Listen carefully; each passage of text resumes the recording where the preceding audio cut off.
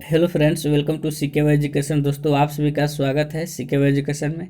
चलिए दोस्तों, जैसा कि हम मॉडर्न हिस्ट्री देख रहे थे, उसमें हम देख रहे थे ब्रिटिश सत्ता का विस्तार कैसे हुआ हमारे इंडिया में और कहाँ कहाँ हुआ। बंगाल, मैसूर एंड पंजाब में फैला, उसके बाद फिर पूरा ऑल इंडिया में फैल गया, कैसे ही हुआ इसके बारे में हम डिस्कस कर रहे थे। तो उसमें हम 40 क्वेश्चन डिस्कस कर लिए थे। चलिए उससे आगे हम डिस्कस देखते हैं। प्लासी के युद्ध में केवल कुछ सरदारों ने सिराजुद्दौला का साथ दिया। वे सरदार निम्न में से कौन कौन थे? तो वे थे मोहनलाल आपके और मीर मदन। ठीक है, ऑप्शन नंबर कौन सा होगा? 1, 4, ऑप्शन नंबर सी है। ठीक है, करेक्ट है। काल कोठरी ब्लैक होल की घटना, जिसमें 146 में से 123 लोग एक छोटी कोठरी में 146 में से 123 लोग एक छोटी कोठरी में बंद कर दिए जाने के कारण मर गए थे। कहाँ की घटना है? ये घटना है पश्चिम बंगाल, कलकत्ता की। ठीक है। प्लासी के युद्ध के बाद भारत के लिए शाश्वत दुख की काली रात का आरंभ हुआ। यह कथन किसका है? तो नवीन चंद्र सेन का है। किस इतिहासकार ने 1765 ईस्वी में किस इतिहासकार ने 1765 से 1772 तक कंपनी के राज्य के द्वैत शासन के काल के काला को के काल को क्या डाकुओं की राज की संज्ञा दी? तो इसका आंसर होगा option number B, KM. Padikkar. Next है, सुरक्षा प्रकोष्ठ नीति किससे संबंधित है? वारेन हेस्टिंग्स से। अगला है, इलाहाबाद की संधि के बाद रॉबर्ट क्लाइव ने मुर्शिदाबाद का उप दीवान किसने बनाया?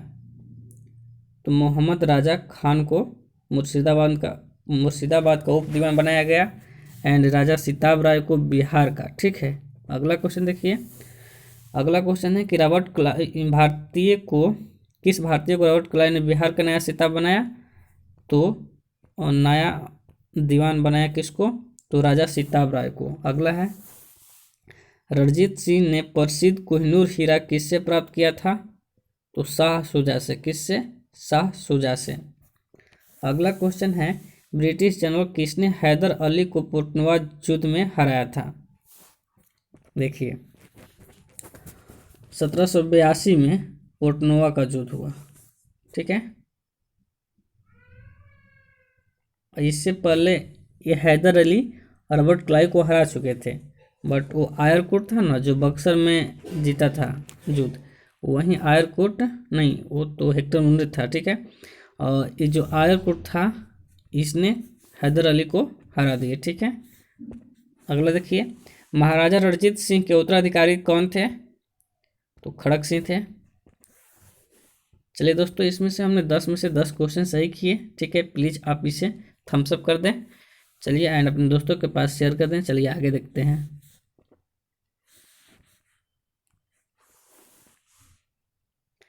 निम्नलिखित में से कौन सुमेलित नहीं है? चलिए बताइए। लॉर्ड कॉर्नवालिस अस्थायी बंदोबस्त व्यवस्था सही है। वेलजेली सहायक संधि सही है। और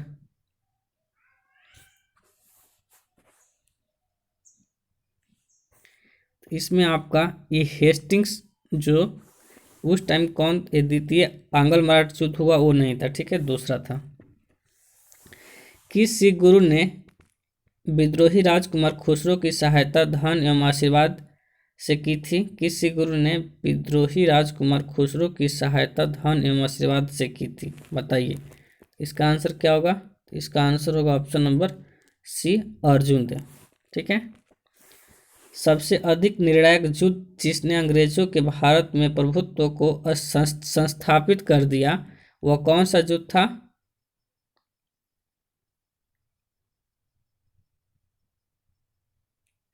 बक्सर का युद्ध था। ठीक है।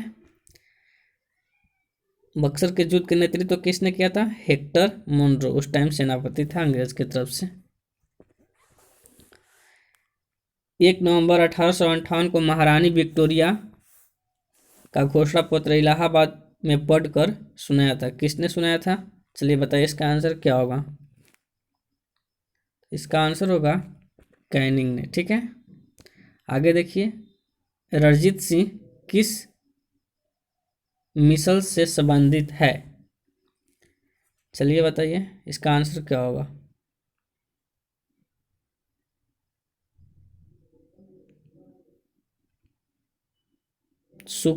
शुक्र चकिया मिसल से संबंधित है। तथाकथित कुशासन के आधार पर किस गवर्नर जनरल ने मैसूर राज्य के प्रशासन को ले लिया था? किसने? बताइए। वेल, एक मिनट, विलियम वेंटिक, ठीक है। चलिए आगे देखिए। किसने अपनी राजधानी मुर्शिदाबाद से मुंगेर स्थापित की थी? किसने? मीर कासिम, जो जाफर के दामाद था। किसकी समाधि के कारण नांदेड़ गुरुद्वारा सिखों द्वारा पवित्र माना जाता है? किसकी समाधि के कारण नांदेड़, जो कि पाकिस्तान में है इस टाइम, और सिखों का पवित्र स्थान माना जाता है? तो इसका आंसर क्या होगा?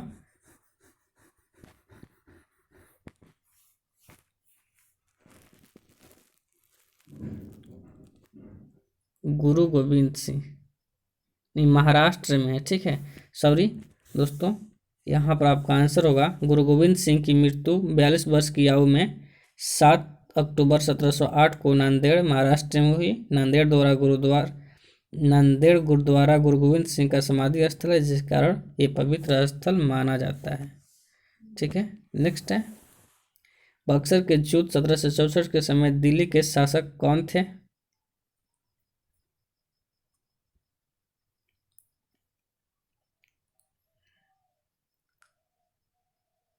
तो शाह आलम द्वितीय थे उस टाइम, ठीक है। नेक्स्ट है, टीपू सुल्तान अंग्रेजों के साथ युद्ध में कब मारे गए? तो 1799 ईस्वी में। कब? 1799 ईस्वी में। फूट डालो शासन करो की नीति चलाने वाले अंग्रेजों ने संधि करने के बाद टीपू से गद्दारी कर डाली। ईस्ट इंडिया कंपनी ने हैदराबाद के साथ मिलकर चौथी बार टीपू पर जबरदस्त हमला किया। वो क्या करते थे? एक से मिल जाते थे और दूसरे पर आक्रमण करते थे, फिर जिससे मिले हुए थे उसको छोड़ देते थे, फिर दूसरे से मिलते थे और जिसको छोड़े हुए थे फिर उस पर आक्रमण करते थे। यही इनकी नीति थी। जबरदस्त हमला किया और आखिरकार 4 मई 1799 ईस्वी के मैसूर का श्रीरंगपट्टनम की रक्षा करते हुए शहीद हो गया, ठीक है। आगे देखिए। चलिए, शेयर करते रहिए अपने फ्रेंड्स के पास प्लीज़। नेक्स्ट क्वेश्चन है, ये तो हमने कर लिया, ठीक है ना। आगे देखते हैं। 7, हाँ इसमें ठीक है, तो हो गया ना। नहीं, किसके शासनकाल में ब्लैक होल की दुर्घटना घटित हुई? किसके शासनकाल में? तो सिराजुद्दौला था, वहीं बंद करवाया था, ठीक है। आगे देखिए, सिखों के अंतिम गुरु कौन थे? गुरु गोविंद सिंह, सबको मालूम है। 10वें गुरु यानी अंतिम गुरु गोविंद सिंह जी थे। निम्नलिखित में से कौन सा युद्ध था जिसने भारत में ब्रिटिश प्रभुत्व का प्रारंभ किया? बक्सर का युद्ध, सॉरी प्लासी का युद्ध, ठीक है। सबसे पहले प्लासी का ही युद्ध हुआ था। डिंडीगुल नाम है, किसका नाम है? मतलब तमिलनाडु में एक नगर का नाम है। बंगाल के किस गवर्नर के समय में सरकारी खजाना मुर्शिदाबाद से कलकत्ता स्थानांतरित किया गया? कौन था उस टाइम?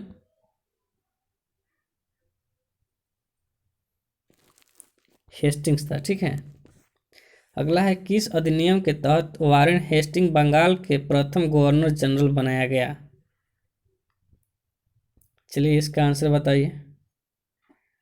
तो 1773 का रेगुलेटिंग एक्ट। नेक्स्ट है, किसके समय में कलकत्ता में प्रथम न्यायालय की स्थापना की गई? किसके समय में कलकत्ता में प्रथम न्यायालय की स्थापना की गई? हेस्टिंग्स नेक्स्ट है, बंगाल के किस गवर्नर जनरल के काल में पिट्स इंडिया एक्ट 1784 पारित किया गया? Warren Hastings. ठीक है। नेक्स्ट है, निम्नलिखित में से कौन सही युग में सुमेलित है? चलिए बताइए।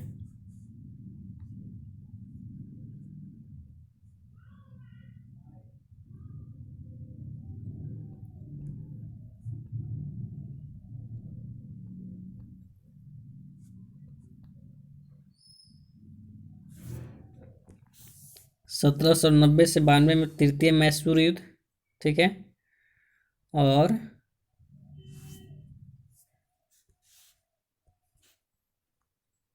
2 और 3 सही है।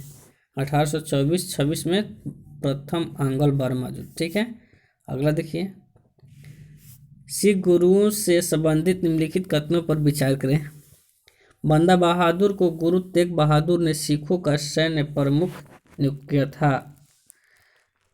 अगला है, गुरु अर्जुन देव सिखों के गुरु रामदास के पश्चात बने। गुरु अंगद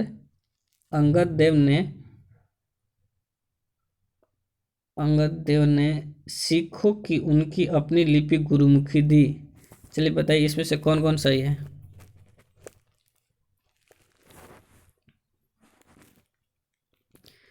दो और तीन सही है। ठीक है। इसमें 2 और 3 सही है। अगला देखिए, 2 गलत हो गए इसमें। और 10 क्वेश्चन करते हैं। चलिए बताइए कि भारत में ब्रिटिश शासन के दौरान निम्नलिखित राजसी राज्यों यानी प्रिंसली स्टेट्स पर विचार करें। झांसी, संबलपुर, सत्रह ब्रिटिश द्वारा इनके सम्मेलन विलय का सही। सबसे पहले कौन, मतलब हड़प नीति के अंतर्गत डलहौजी ने लिया था किस राज्य को?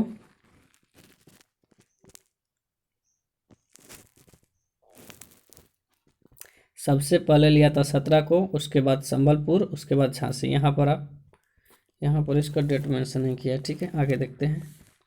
निम्नलिखित भारतीय शासकों में से कौन था जिसने विदेशों में आधुनिक पद्धति से दूतावास स्थापित किए थे?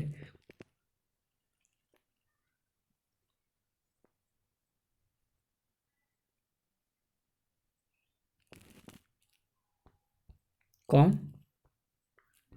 तो टीपू सुल्तान। ठीक है। आगे देखिए, ब्रिटिश भारतीय राज्य क्षेत्र का अंतिम प्रमुख विस्तार हुआ था। ब्रिटिश भारतीय क्षेत्र का अंतिम प्रमुख विस्तार कहाँ हुआ था? अंतिम विस्तार किसके शासनकाल में हुआ था बताइए? डलहौजी के समय में। चलिए इसमें बताइए, इसको मिलान करना है, इसका आंसर क्या होगा?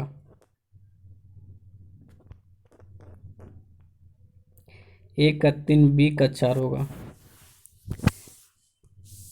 ए का 3, 3 में क्या है?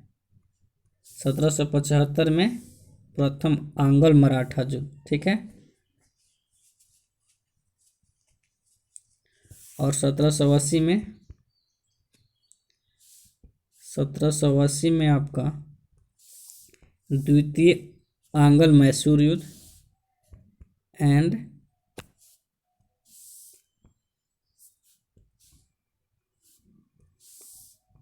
1824 में प्रथम आंग्ल एंड 1838 में प्रथम आंग्ल अफगान।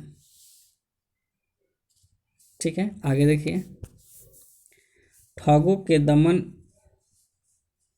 में निम्नलिखित में से कौन संबंध था?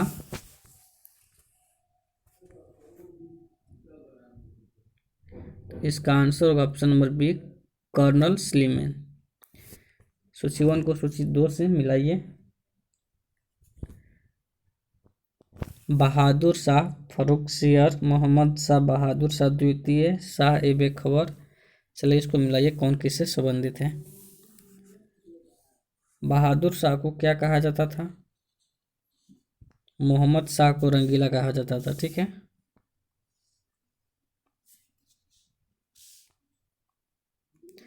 फर्रुखसियर को घृणित कायर कहा जाता है। बहादुर शाह द्वितीय को जफर कहा जाता है। और है आपका बहादुर शाह वन को शाह ए बेखबर कहा जाता है। ठीक है,